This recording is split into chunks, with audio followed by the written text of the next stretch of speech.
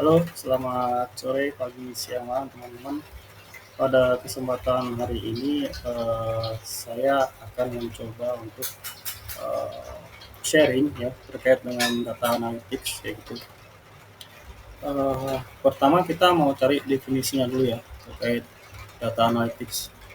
Data analytics itu sebenarnya adalah proses menganalisis kumpulan data untuk mendapatkan wawasan yang bermakna. Jadi wawasan ini tuh bisa digunakan untuk membantu pengambilan keputusan, meningkatkan efisiensi, dan menemukan pola atau tren yang tidak terlihat sebelumnya seperti itu.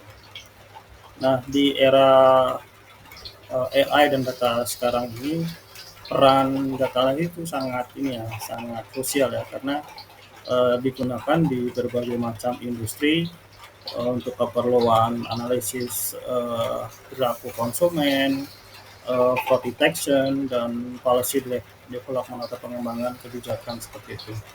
Nah, di global sendiri, di trennya di global itu sebenarnya karena ada big data dan AI ini mendorong revolusi di analytics ya, di data analytics seperti itu.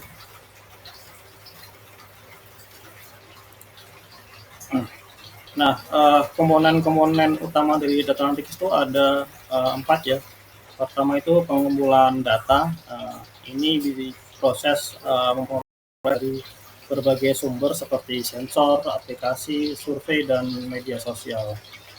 Step berikutnya atau komponen berikutnya adalah data processing, di mana data yang terkumpul tadi itu melalui proses pembersihan, cleaning, dan transformasi agar siap dianalisis seperti itu. Komponen berikutnya adalah analisis data, yaitu melibatkan teknik statistik atau algoritma machine learning untuk menemukan pola, hubungan, atau prediksi terkait sebuah data. Nah, berikutnya adalah hasil analisis atau visualisasi data yang dimana hasil analisis tersebut ditampilkan dalam bentuk grafik atau dashboard untuk mempermudah interpretasi seperti itu. Nah, untuk tren di Indonesia sendiri, kita akan coba ya kulik trennya data analytics di Indonesia itu seperti apa. Jadi adopsi di berbagai macam industri itu sudah mulai jamak ya teman-teman ya. Dimulai dari e-commerce, keuangan, bahkan pemerintah itu menggunakan analytics untuk insight dan optimisasi operation yang mereka masing-masing seperti itu. Berikutnya adalah integrasi dengan big data dan AI. Ya karena data dan AI itu ya seperti dua keping mata uang yang saling beririsan seperti itu. Jadi meluasnya penggunaan di IoT, terus apa improvement operasional, jadi perbaikan operation itu sangat bisa terjadi dengan adanya analytics ini seperti itu. Berikutnya adalah emerging startup dan sustainability. Jadi pertumbuhan dan munculnya atau berdirinya startup yang data driven itu juga mempengaruhi tren data analytics di Indonesia seperti itu ya. Jadi banyak lowongan, banyak roles yang dibuka di data analytics di masing-masing startup seperti itu. Berikutnya adalah increasing talent demand. Jadi banyak role yang atau bahkan lembaga edutech ya, edutech company itu juga membuka bootcamp gitu untuk menyalurkan atau memberikan mengajarkan para pesertanya untuk belajar di data science, data analytics dan sebagainya. Nah, tipe-tipe data analytics itu seperti apa ya gitu? Oh, yang pertama itu deskriptif ya. Jadi deskriptif itu definisinya adalah memberikan gambaran tentang apa yang telah terjadi. Jadi apa yang sudah terjadi yaitu. Nah, itu misalnya weekly sales trend gitu ya, laporan penjualan mingguan seperti itu. Contoh toolsnya itu bisa dalam bentuk dashboard, laporan, atau bahkan pivot table. Berikutnya adalah diagnostic analytics gitu. Diagnostik analitik itu adalah mencari penyebab atau alasan dibalik hasil yang ditemukan dalam descriptive analytics. Jadi dari deskriptif turun ke diagnostik. Gitu. Nah, tujuannya adalah menjawab pertanyaan mengapa hal ini bisa terjadi. Gitu. Nah, contoh toolsnya itu biasanya ada regression analysis, gitu ya. Terus ada clustering, ada drill down analysis, gitu.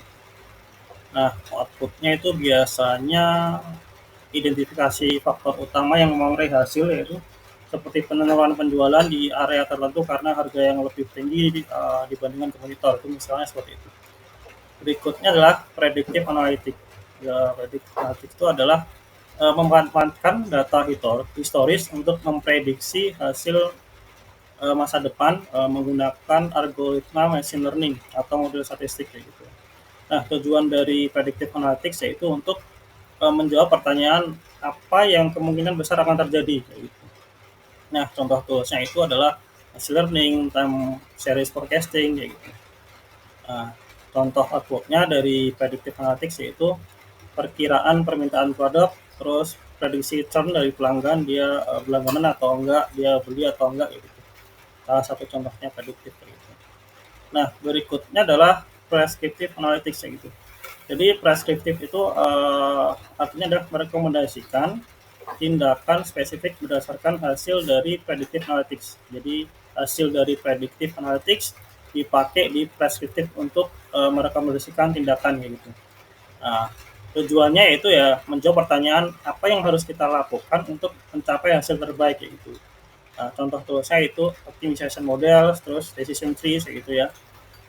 Contoh aplikasinya atau output aplikasinya itu merekomendasikan alokasi anggaran pemasaran untuk memaksimalkan return of investment itu atau ROI gitu. Nah, berikutnya adalah ini contoh case tadinya dari 4 tipe data analytics tadi, kita akan kasih contoh kayak gitu ya. Di deskriptif misal kita analisis itu menggunakan data transaksi ya untuk menganalisis total penjualan bulan lalu ya gitu.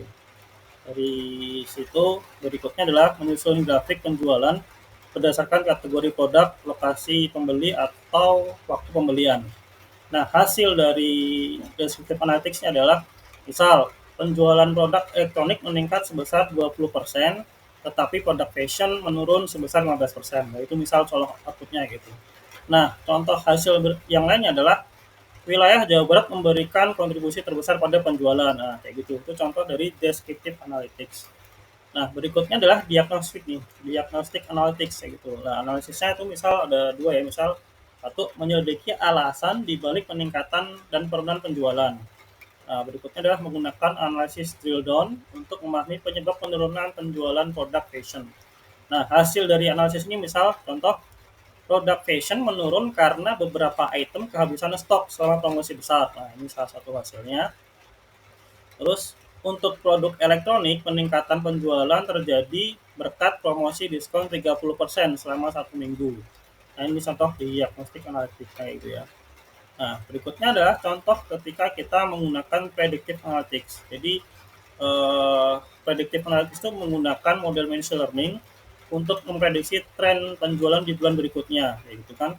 Jadi data-data historis yang kita sudah miliki seperti itu. Nah, faktor yang dipertimbangkan itu antara lain apa ya itu? Misal tren musiman, data promosi, dan perilaku pelanggan sebelumnya. Nah, hasil dari predictive analytics itu misal contoh diprediksi penjualan produk elektronik akan tetap meningkat sebesar 15%, tetapi penjualan produk fashion bisa turun 10% jika stok tidak diperbaiki.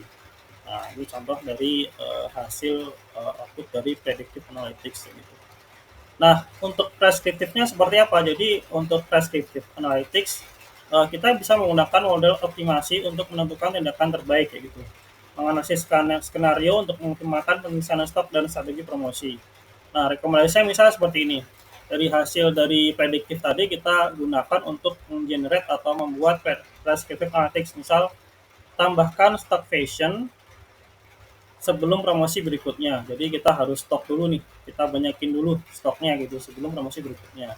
Berikutnya adalah gunakan strategi promosi silang atau cross-selling untuk mendorong pelanggan produk elektronik membeli produk fashion kayak gitu. Nah, ini salah satu contohnya ya. Terus berikutnya adalah alokasikan anggaran promosi lebih besar ke wilayah dengan potensi tinggi seperti Jawa Barat seperti itu. Ini hal dari contoh dari masing-masing 4 tipe data analytics ya, teman-teman ya. Nah, terus kita akan membahas terkait dengan roles atau skill set atau technical skills yang harus dimiliki oleh data analysis kayak gitu. Yang pertama itu adalah data management. Itu adalah mengumpulkan, terus membersihkan, mentransformasi data ya dari berbagai macam sumber karena data itu biasanya tidak bersih ya. Kita harus bersihkan, transformasi, kita ubah dari numerical, categorical, kita bersihin, action dan sebagainya. Itu salah satu contoh data management. Berikutnya adalah analisis dan insight. Nah, ini biasanya menggunakan tools seperti Python, SQL, atau berbagai macam tools ya, termasuk R kayak gitu, untuk ekstrak trends dan pola seperti itu. Berikutnya adalah visualisasi dan komunikasi.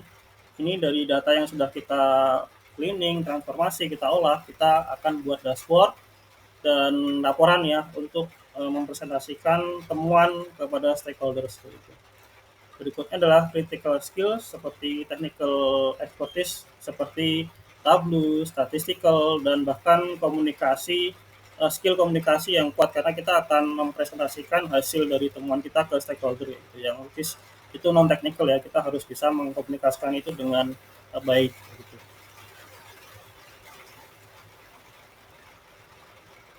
Nah, mungkin teman-teman sering ya mendengar di role company-nya atau di luar sana ada namanya data analytics dan business intelligence atau BI gitu.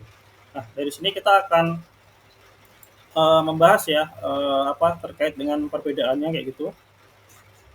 Jadi di BI itu fokusnya itu menggambarkan apa yang terjadi sekarang gitu.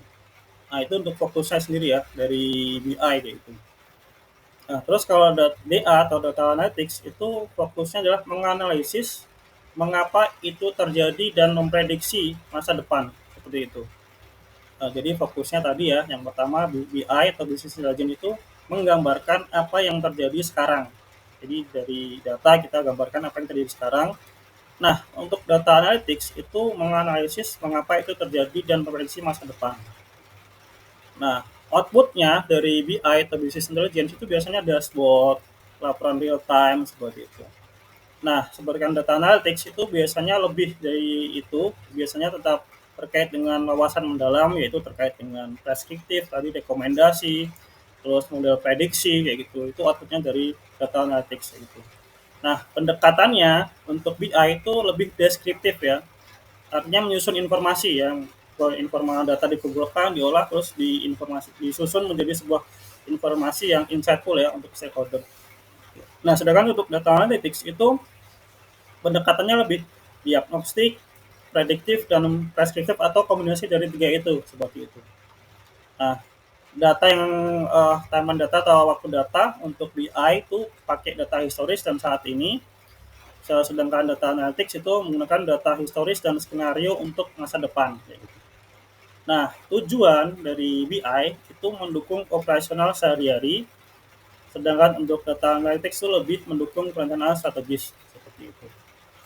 Itu perbedaan dari DA, data analytics, dan business intelligence seperti itu. Nah, kesimpulannya dari pengenalan data analytics ya tadi ya terkait dengan 4 tipe kayak gitu, terus dengan contoh study case-nya gitu dari masing-masing 4 tipe data analytics dan perbandingan kemudian tren di Indonesia seperti apa kayak gitu. Jadi dapat disimpulkan yang pertama itulah nilai utama dari data analytics itu adalah mengubah data mentah atau raw data menjadi sebuah insight yang actionable, artinya insight yang dapat dieksekusi untuk mendukung pengambilan keputusan dalam berbagai macam industri. Itu core value dari data analytics gitu. Berikutnya adalah tren yang naik ya di bidang AI, big data, dan talent development itu membentuk masa depan landscape industri atau role di bidang data ini, khususnya di Indonesia ya. Jadi banyak yang startup kayak gitu kan, timbulnya bootcamp, AI terutama yang merubah landscape dari sebuah roles ini. Berikutnya adalah interplay with BI, jadi mengkombinasikan professional intelligence dengan analytics yang dalam untuk membuat strategi dan inovasi ya dari sebuah perusahaan atau organisasi. Nah, future outlook atau pandangan di masa depan itu kemungkinan permintaan untuk yang skillful atau yang berpengalaman data profesional data yang berpengalaman ini akan tumbuh signifikan ya di beberapa tahun mendatang seperti itu. Nah, itu saja sih dari saya untuk sharing terkait dengan data analytics ya. Teman-teman, semoga presentasi ini bermanfaat bagi teman-teman semua. Terima kasih.